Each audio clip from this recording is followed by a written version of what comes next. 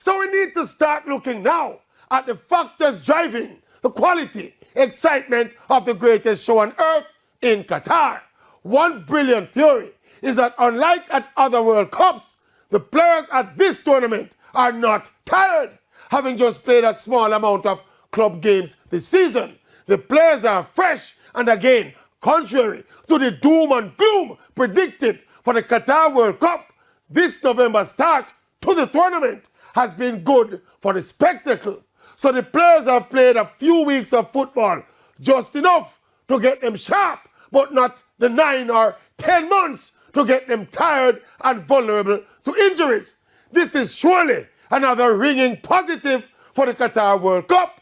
And all things considered, the minor inconvenience of watching the World Cup in the Western winter rather than in the summer, that little trek out of the comfort zone is being compensated for by the quality and intensity and the excitement being generated on the field in Qatar.